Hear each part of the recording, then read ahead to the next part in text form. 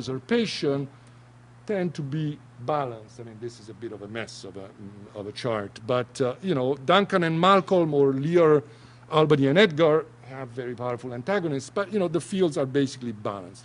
In Hamlet, not at all.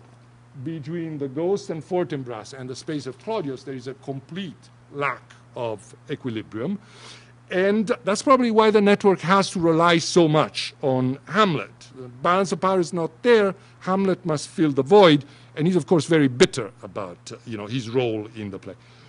Why the balance of power is not there is a different question, and one about which I think network theory has not much, perhaps nothing to say. That it is not there. That's one of those things that models are very good at making us see.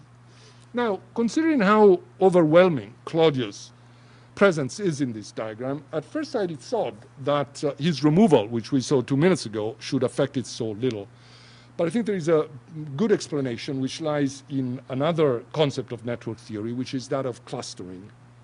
If vertex A is connected to vertex B and B to C, this is Mark Newman in a theoretical exposition of the theory, then there is a high probability that vertex A will also be connected to vertex C. In the language of social networks, the friend of your friend is likely also to be your friend. This is what clustering means. A connects with C, the triangle closes, the solidity of the network increases. And look at this. Look at the space between Hamlet, Claudius, Gertrude, Ophelia, Polonius, and Laertes. Everybody's connected with everybody else. Here, clustering is 100% in the technical terms, and that's why removing Claudius has such little effect, because an important part of his field of action lies in a region of the network with already plenty of connections. And so, whether he's there or not much changes in the functionality.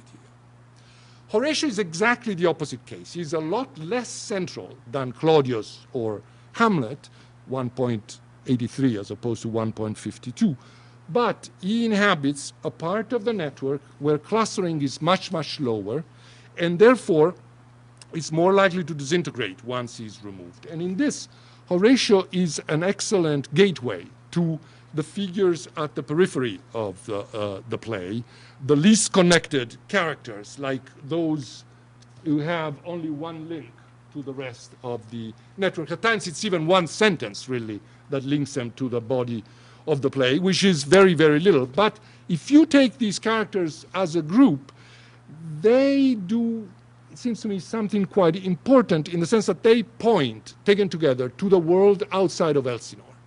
The gentleman and sailor and ambassadors who speak to Horatio, one of the messengers to Claudius, are links to the English subplot.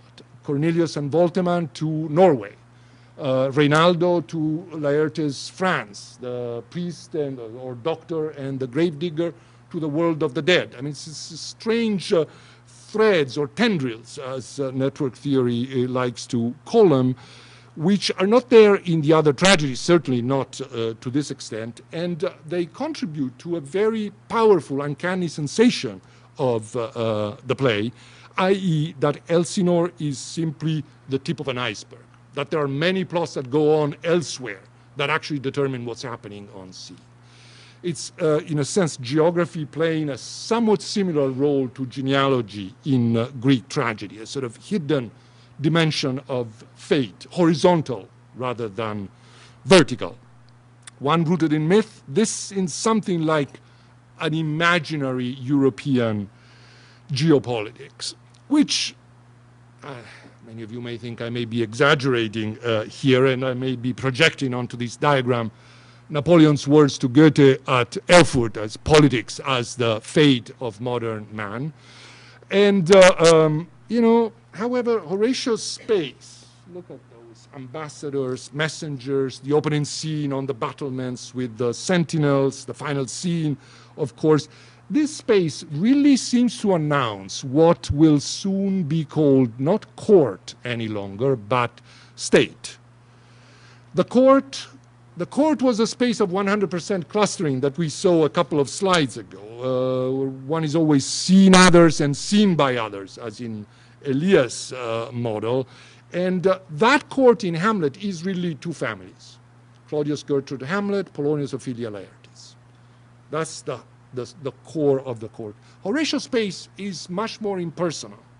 And he has, notice that he has no links at all with Polonius, Laertes, and Ophelia, and just one sentence with Claudius and Gertrude. I may be making too much of this, or Horatio may really be a fantastic sort of half intuition on Shakespeare's part. I say half because there is something enigmatically undeveloped, in my opinion, about Horatio. And you see that when you think of another play written about 200 years later, Schiller's Don Carlos, and especially the character of Posa in Schiller's Don Carlos. Don Carlos is a remake of Hamlet to a large extent, and Posa is very much a remake of Horatio, another sort of lonely friend of a sad prince in an Oedipal play. But Posa has a very good reason to be in the play. He's that new figure which will, to a certain extent, dominate modern tragedy. He's the ideologue. He's the politician. There is something he wants to do. Horatio? Kent is near Lear out of loyalty. Macduff near Malcolm to avenge his family. Horatio? Why is he there? Horatio has a function in the play, but not a motivation. That's why Posa is such a good comparison, because Schiller found the motivation for the Horatio function. He has no aim, really. He has no emotions. He has no language worthy of Hamlet. I can think of no other character in a Shakespeare play which is so central to the network and so flat in its language. But then again, the style of the language of the state will be flat. And except for the gravediggers, who speak very colorful language, this is also a kind of stylistically flat language, is exactly what we find at the periphery of this network, because the typical utterances of this region are orders and news. And we hear dispatch, you good Cornelius, and you Voltimand, or seafaring men, sir, they say they have letters for you.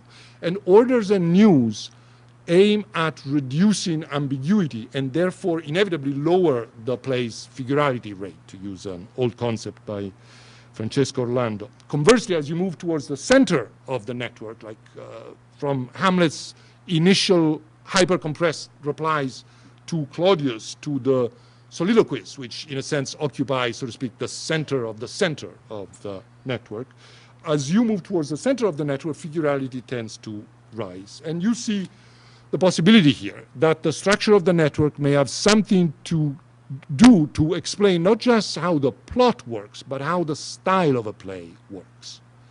And this is a semantic layer which different uses of language emerging in different regions of the network.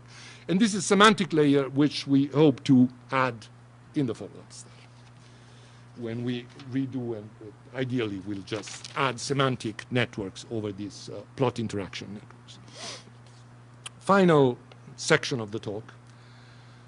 Networks are made of vertices and edges, plot networks of characters and their verbal exchanges. And in plays, this works perfectly fine, because in plays, words are deeds and deeds are mostly words. In novels is different, because much of what characters do and say and even think is not actually spoken by them,